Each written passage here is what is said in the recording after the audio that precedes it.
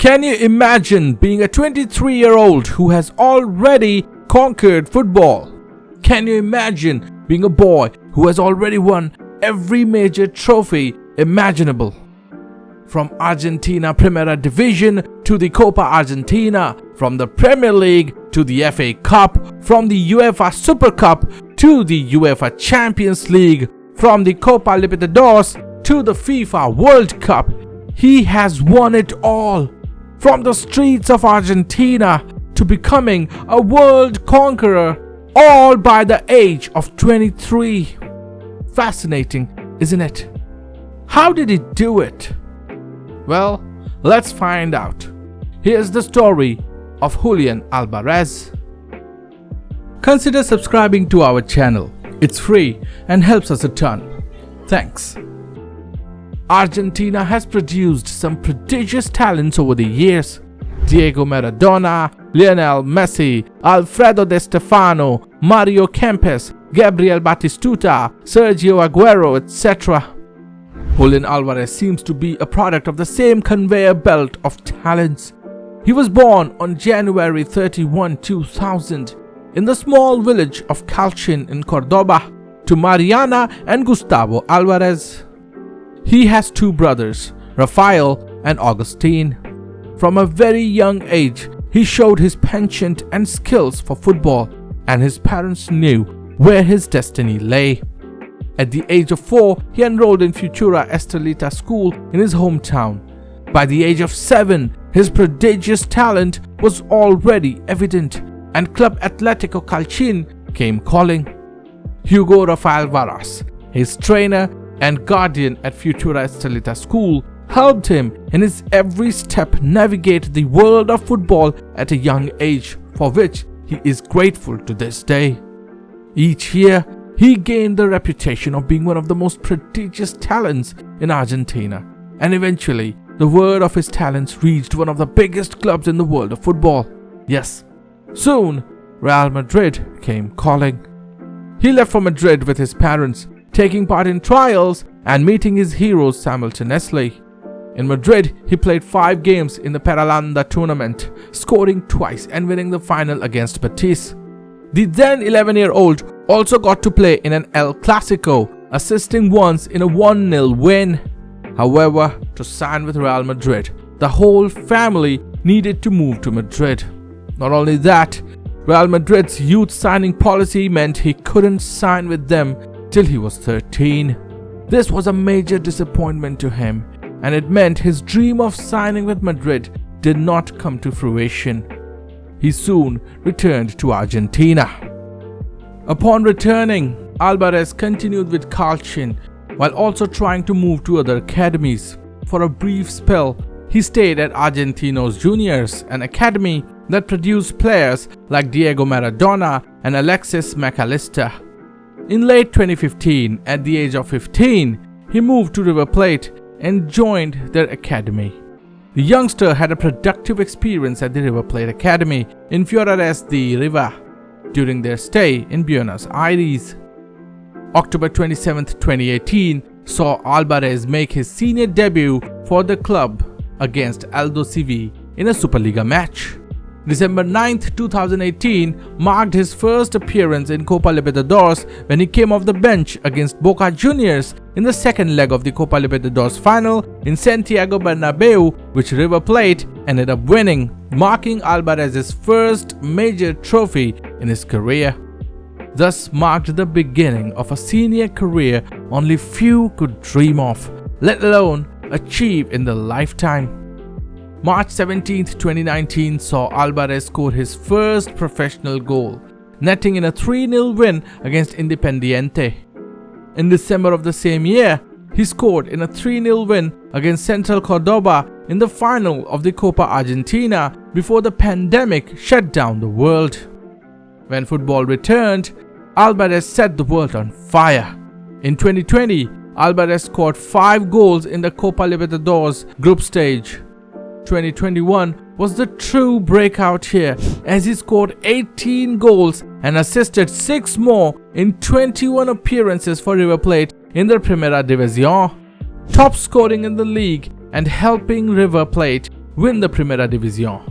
All in all, in 2021, he ended up scoring 22 goals across all competitions for River Plate in 45 appearances.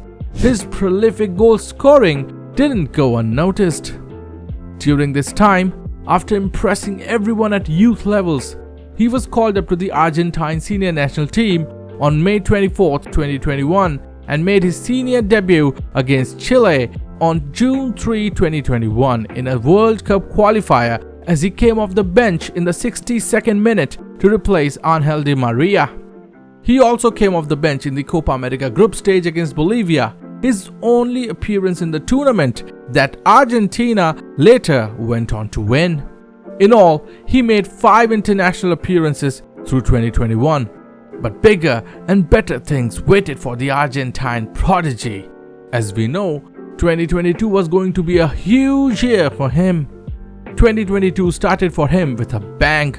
On January 31, 2022, his 22nd birthday, it was announced that the Premier League champions Manchester City had signed the young Argentine for a reported fee of £14 million. This was the biggest move of his career.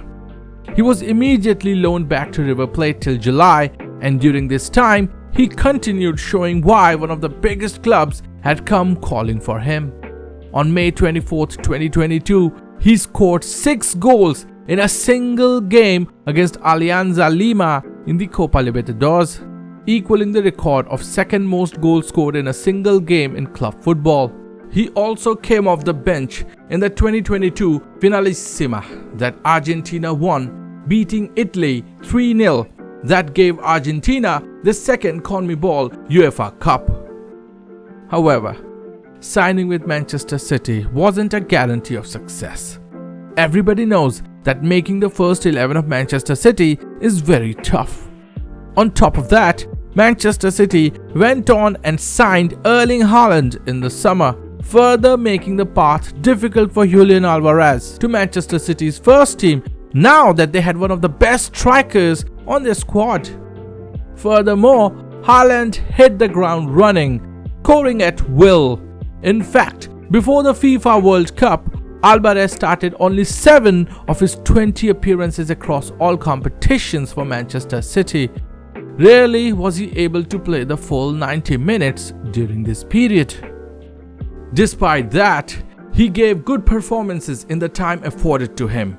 Before the Qatar World Cup, in the said 20 appearances across competitions that included the Premier League, the Champions League and the Community Shield, he scored 7 goals and provided 2 assists. He was ready for the World Cup. Nobody, and I mean nobody, would have thought how important Julian Alvarez was going to be for La Albiceleste. Argentina started the World Cup campaign with a huge upset loss when they were beaten by Saudi Arabia. However, while Argentina always looks up to that one person to bail them out of such situations, this time Messi wasn't the lone warrior in attack. From this point onwards, Argentina didn't lose a single game. Messi ended up being the top scorer for Argentina in the World Cup with 7 goals. Álvarez was right behind him with 4. The boyhood dream of playing with his idol, Messi, had not only come to fruition, but he had become an integral part of the attack alongside Messi. He was especially instrumental in Argentina getting past Croatia in the semi-finals, where he scored twice in a 3-0 win. He became the youngest player since Pelé in 1958 to score 2 goals in a World Cup semi-final. He was also part of the build-up in a magnificent Argentina goal against France in the final. After a wait of 35 years, La Albiceleste were the world champions. Lionel Messi rightly got the plaudits, but the world saw a new star in the making, Julian Alvarez. He returned to Manchester City with a renewed vigor. One thing in his favor was that unlike Haaland, he could play across all attacking positions, be it his natural striker position, right wing, left wing, or even number 10. And that meant, despite not starting a lot, he kept getting regular minutes. If you are a versatile player, Pep will love to have you. And that's what was proven here.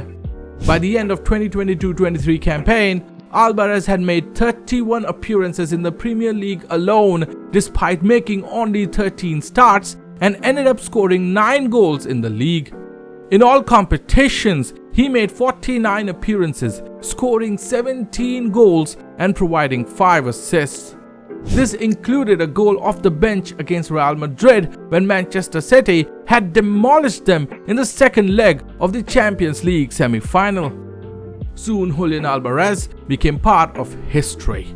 Manchester City went on to win the Premier League, the FA Cup, and the Champions League. That's right! In his first season with Manchester City, Álvarez became part of the team that won the continental treble. He also became the 10th player in the history of the game to win the World Cup and the Continental Cup in the same season. In just a single season, he had won it all. But the trophy train wasn't stopping here. The 2023-24 season has been another breakthrough season for him that has seen him become an integral part of the first 11 at Manchester City. Granted, injuries have played a part in it, but this is also a testament to his versatility and Pep Guardiola's trust in his abilities. He has started every Premier League match this season. For the most part, he's taken up the position where Kevin De Bruyne would normally play, that is, the number 10 position. But he's also popped on the wings, and once Haaland got injured, at centre forward, his natural position. The trophy haul has continued, as at the beginning of the season, Manchester City won the UEFA Super Cup, beating Sevilla on penalties. He also proved pivotal in City winning the FIFA Club World Cup, scoring a brace and assisting once against Fluminense in the final. 5 major trophies have capped off what has been a stellar year for Julian Alvarez. Despite not playing his natural position for most of this season, he has scored 13 goals and provided 10 assists in 29 appearances in all competitions so far. Injuries have plagued this City campaign, but he has remained a shining beacon of light in this time. During a Champions League match against Red Star Belgrade, which City came from behind to win 3-1, Julian Alvarez was pivotal in making the turnaround, scoring a brace. Eli McCoist had these words to say about him. Álvarez maybe wouldn't immediately spring to mind, but on form like that, it would be very difficult to keep him out of the side. Pep too reserved special praise for him when asked if Álvarez was one of the first names on the team sheet. He deserves it. He's working, scoring goals, making assists, so when that happens, he deserves it. So why has Álvarez become such an important player for Pep? For beginners, he has all the qualities Pep likes in his players. He's hardworking, versatile, can play many positions, and has great control. He's also direct and quick. He possesses great technique and vision and also makes for a great linker player. He isn't the most skillful dribbler maybe, but has great ball carrying capabilities because he's a powerful runner. This also allows him to maneuver in tight spaces. Because he's hardworking, he makes a lot of runs off the ball and is also capable of leading a press, the hallmark of a great Guardiola player.